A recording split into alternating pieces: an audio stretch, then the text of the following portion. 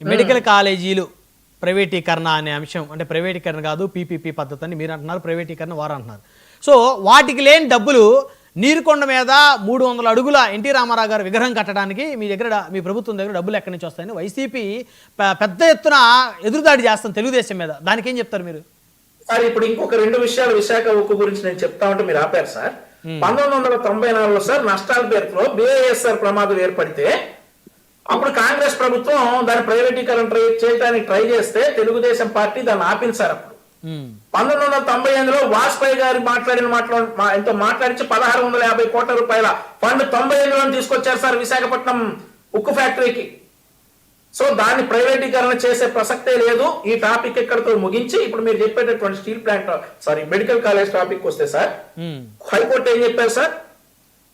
హైకోర్టుకి వెళ్ళారు కదా సార్ శేఖర్ రెడ్డి గారు అండ్ బ్యాచ్, అంటే వైఎస్ఆర్సీ అండ్ బ్యాచ్ హైకోర్టుకి వెళ్ళారు కదా సార్. చేస్తే తప్పేంటి అన్నారు కదా సార్.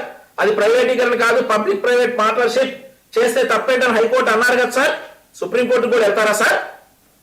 సుప్రీంకోర్టు కూడా వెళ్ళి ఇదే మాట చెప్పించుకుంటారా సార్? సార్ ఇక నిన్న 204 జీవో జగన్మోహన్ రెడ్డి గారు చూపిస్తా ఉన్నారు సార్.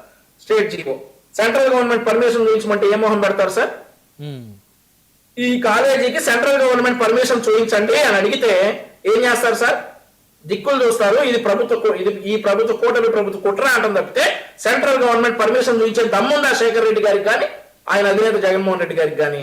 సెంట్రల్ గవర్నమెంట్ పర్మిషన్ లేకుండా వీళ్ళు ఇష్టానుసారం చేసి ఈ రోజు కూటమి ప్రభుత్వాన్ని వీళ్ళనిందరూ నీలాపనిందరూ వేసేసి జనాల దగ్గరికి వెళ్ళిపోయి మేము వచ్చాం, కాలేజీలను మేమే కాపాడతాం, ఇవన్నీ మేమే చేస్తామని చెప్తే ప్రజలెవరూ విశ్వసించే పరిస్థితులు లేరు.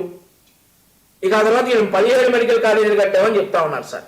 17 మెడికల్ కాలేజీ అంటే 17 మెడికల్ కాలేజీల్లో 5 మెడికల్ కాలేజీలు కంప్లీట్ గా పూర్తయిపోయి ఇన్ఫ్రాస్ట్రక్చర్ రెడీ అయిపోయి విద్యా సంవత్సరం కూడా స్టార్ట్ అయింది. రిమైనింగ్ కొన్ని కాలేజీలు అయితే స్కెల్టన్ అంటే నాయుడు గారు 17లో 5, 23, 24 ఏదైతే విద్యా సంవత్సరానికి స్టార్ట్ అయిపోయింది. అవును పాడేరు ఈ విద్యా సంవత్సరానికి స్టార్ట్ అయింది.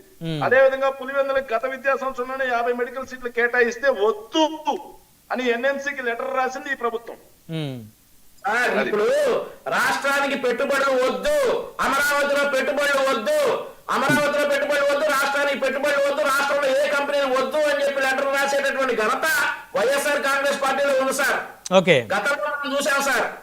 సో ఆ ఘనత అన్నమాట. ఇప్పుడు ఆ పులివెందుల మెడికల్ కాలేజీలో మినిమం ఎక్విప్మెంట్ లేకుండా ఇక అన్ని మెడికల్ కాలేజీలు అనేస్తే ఇక ఎవరేం చేయలేదు సార్ వాటికి. ఓకే 1 by 1 మాట్లాడదాం. వేణుగోపాల్ గారు ఉన్నారు మనతోటి, తిరుత్తూరు వేణుగోపాల్ గారు జనసేన నుంచి. వేణుగోపాల్ గారు నమస్తే అండి.